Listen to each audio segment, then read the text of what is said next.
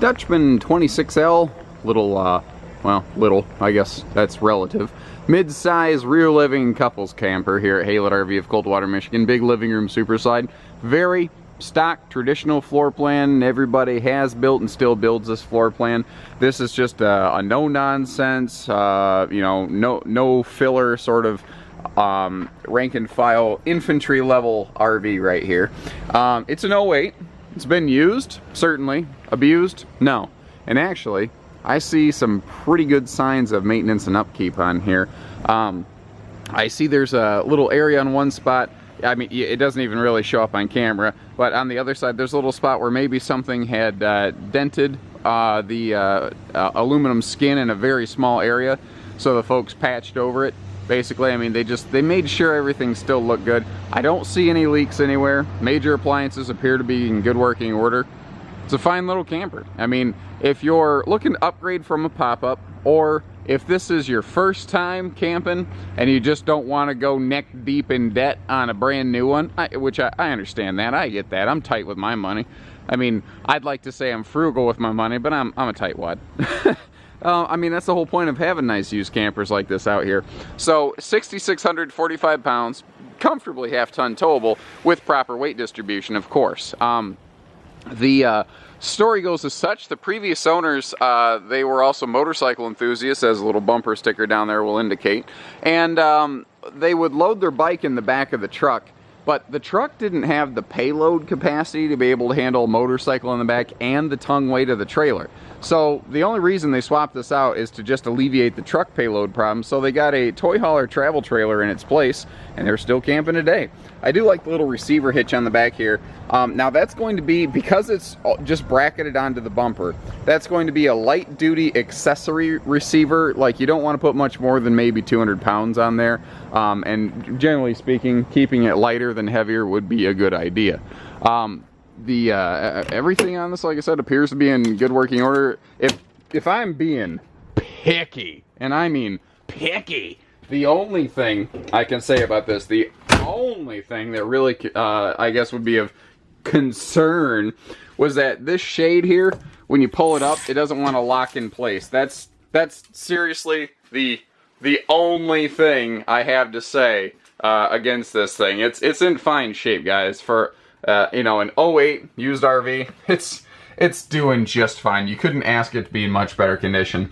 Now, again, to give you an idea how the previous owners were willing to put money in this, they replaced some furniture in here, and what I like, the two sofas, that little stand or stool in the back, and this hide-a-bed sofa over here, these are things the previous owner put in. What I like is how they made a match. So what they've kind of created here is a defined living room by almost having two different decors, but they're all neutral, so they all look really good together. This is the original factory seating, and this is what they replaced it with. I mean, that's as close to dead on as you could possibly get aftermarket. They did a great job of it, so that everything, I mean, you see how the original factory floral decor fits right in with this, because you've just got neutral and neutraler, basically.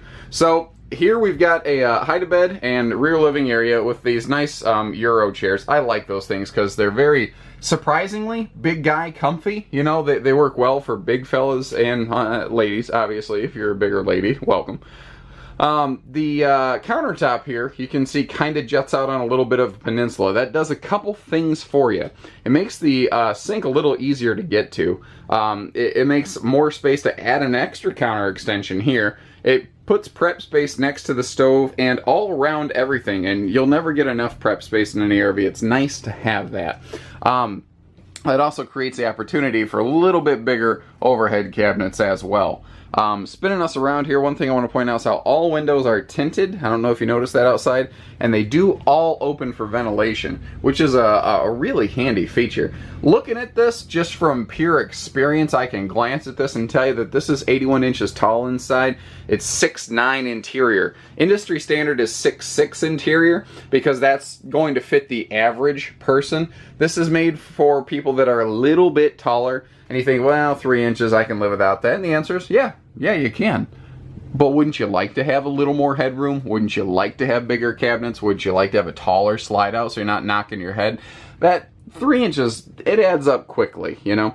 Very simple entertainment system on here. I mean, all the systems and on this are very simple. You know, not fancy by any stretch of the imagination. It's early, so I'm using a high-tech phone flashlight to be able to see around here. But you know what? It doesn't have to be fancy. It just has to be effective.